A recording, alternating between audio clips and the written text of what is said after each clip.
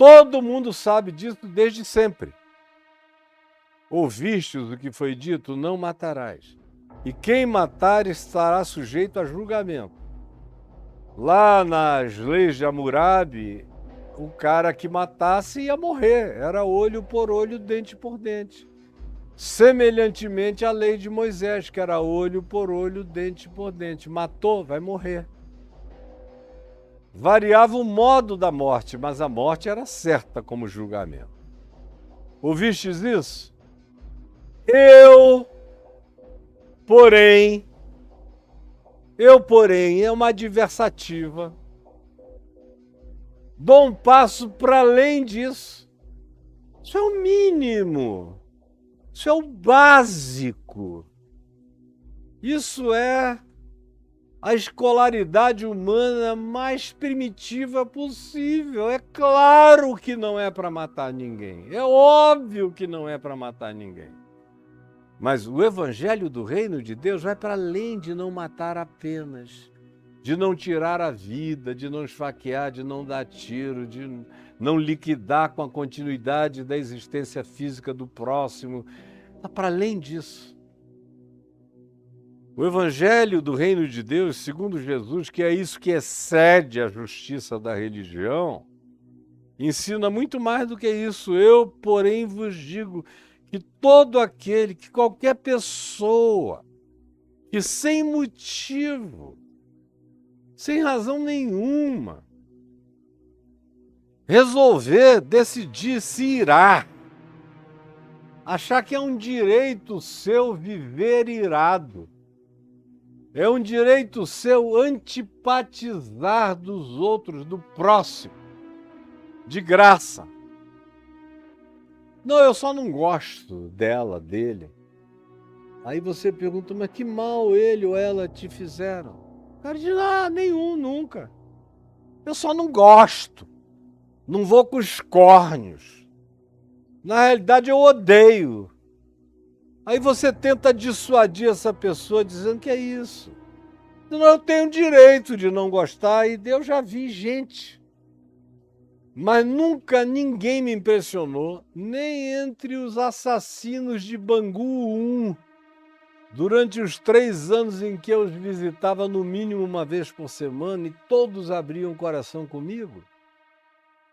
Eu nunca vi ninguém como uma menina aqui em Brasília, há 19 anos, que me disse aqui nesta casa que ela odiava. E eu falava muito em amor. E que ela estava tentando ver se dava um lugar ao amor na vida dela, mas que ela vinha e tinha vindo aqui me dizer que ela não iria jamais abrir mão do direito e do prazer que ela tinha de odiar pessoas, inclusive a mim. Aí eu falei, e que mal eu te fiz? Não é porque essa seja uma pergunta que eu faça para ninguém, mas no caso dela, eu só queria que ela tivesse a chance de ouvir aquilo em relação a mim. E que mal eu te fiz? Aí ela disse, o teu mal é ficar falando de amor, eu odeio amor. Eu tenho prazer em odiar.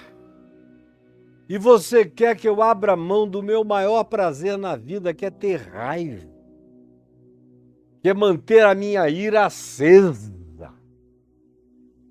Não, eu te odeio, pastor. Eu te odeio. O marido dela pálido, totalmente submisso ao ódio dela, tinha pavor dela. Aí ela se levantou e foi embora. Uns 4 meses depois eu a encontrei num lugar aqui em Brasília, num restaurante dos mais antigos da cidade, chamado Bar Brasília, aqui na Asa Sul, onde tem umas comidinhas, uns quitutes gostosos. E eu entrei lá com a Adriana, eu creio que com a Bruna, a Juliana e o Daniel. E ela estava sentada numa mesa com o marido e umas pessoas. Aí quando ela me viu entrar, imediatamente ela deu uma cotovelada no marido e começou a falar assim meio alto. Eu odeio ele. Aí depois de uma meia hora eu passei para ir ao banheiro, tinha que passar na frente da mesa deles e falei, oi gente, boa noite. Aí ela grunhiu assim, eu te odeio. Se fosse uma pessoa mais afoita, já ia partir para cima, sai dela, em nome de Jesus, demônio. Eu sei que os seres humanos podem virar diabos quando optam por odiar. Quando optam por fazer da ira um modo de sentir, um modo de viver, um modo de se comportar, um modo de interpretar. E há uma quantidade enorme de pessoas que dizem, esse é meu direito, e o que você tem a ver com isso? E se você insistir em dizer, não faça isso, porque isso mata você, mais do que aquele a quem você destina sua ira, ela, antes de qualquer coisa, envenena, destrói, se somatiza e arruína a sua existência. Elas, todavia, abraçam isso como um direito de ser e de existir e não abrem mão disso.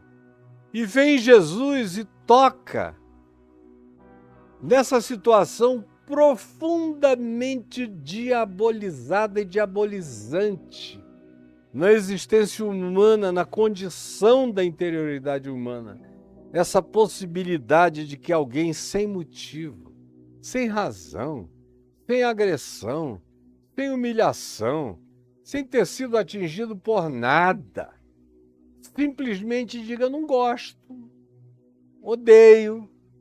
Às vezes a gente simplesmente não tem simpatias desenvolvidas por certas pessoas.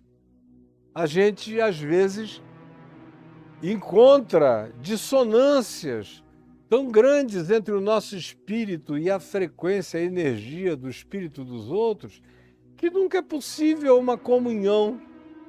Mas isso é uma coisa. Outra coisa é você transformar isso em ira imotivada, em antipatia cultivada no coração, adubada no ser, justificada na alma, numa tentativa patética de racionalização do ódio pessoal contra alguém. Aí Jesus disse, olha, isso aqui é morte, isso é assassinato. Ouvistes o que foi dito aos antigos na lei de Moisés? Naquele tempo vocês só matavam quando tiravam a vida física. Eu, no entanto, levanto esse sarrafo e aprofundo essa consciência infinitamente mais. E digo a vocês o que vocês têm que internalizar para viverem como esses macários, se são os bem-aventurados de Deus, essa consciência tem que estar presente em vocês. De que aquele que se irá, sem qualquer motivo, se irá contra o seu próximo, seu irmão, seja ele quem seja.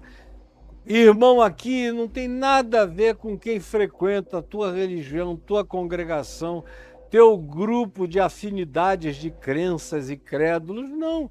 O irmão aqui é todo outro próximo, todo outro ser humano, com categorias de natureza universal, transcendentes a toda e qualquer perspectiva étnica, religiosa, cultural, qualquer outro ser humano que fale a sua língua ou não fale. Eu não tenho o direito de nutrir, alimentar e desenvolver esse ódio, essa ira imotivada na direção de ninguém. Todo aquele que se irá contra o seu irmão estará sujeito a julgamento. Não é julgamento moral, nem legal, nem criminal, nem constitucional, nem de qualquer outra natureza. É julgamento espiritual. A gente está falando aqui de coisas espirituais, dos macários. Positivamente, eles aprendem tudo aquilo que Jesus ensinou e eu repeti tantas vezes. E eles aprendem isso para não se tornarem jamais esses pseudo-obedientes de qualquer coisa que não se sustenta sem amor. Por isso, a lei de Moisés era a infância primitiva da obediência mais básica para a manutenção mínima do convívio social humano, mas está longe de ser a referência divina para eu virar alguém parecido com Deus, para eu me tornar alguém semelhante a Jesus, para eu me tornar alguém que abraçou, que entendeu, que reconheceu a sua vocação para ser na vida. E essa é a minha vocação para ser. Estou aqui para ser um macário pleno do Evangelho de Cristo. E para passar pelo julgamento espiritual, passar de passagem, nem olhar, nem ver. E Paulo diz em Efésios, e a gente já viu isso aqui na exposição de Mateus, eu falei sobre isso longamente. Você tem que assistir a exposição inteira do capítulo 1 em diante. Como Paulo diz, irai-vos e não pequeis, não se põe o sol sobre a vossa ira. E na exposição dos Salmos aqui eu gastei muitos dias falando sobre isso. Irai-vos e não pequeis. Foi uma frase de Davi antes de ser de Paulo. E não se põe o sol sobre a vossa ira. Não guardem isso, não alimentem isso, porque se vocês assim o fizerem, Paulo diz, vocês abrem a porta para o diabo no coração.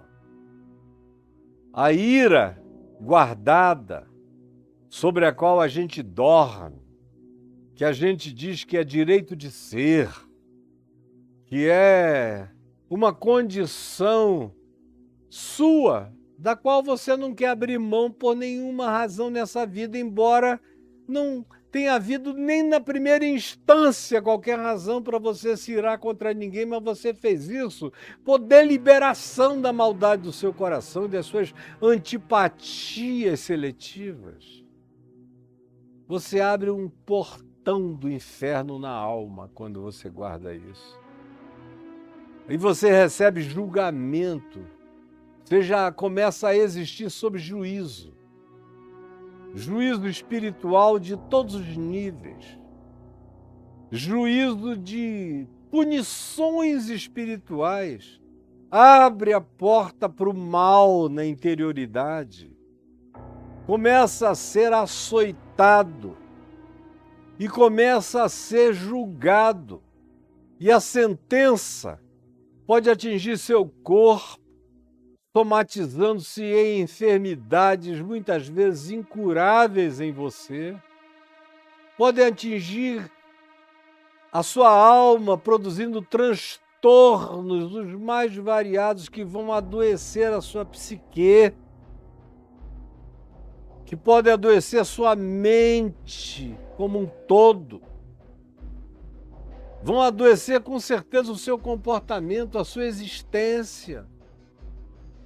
O julgamento vem antes de acontecer aquele julgamento divino clássico na nossa perspectiva, já começa aqui agora. Comece a se irar sem motivo hoje e alimentar isso hoje, e você já existirá sob juízo.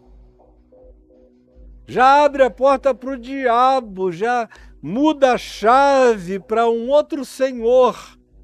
Já dá o direito de soberania da sua vida a Satanás, que é coisa que muita gente modernamente não gosta de ouvir, mas não deixa de ser verdade. Mesmo que você não goste desse fato, ele é real. Eu sei que ele é real. E é por isso que eu te advirto com toda a sinceridade do meu coração, porque não pode se brincar com isso.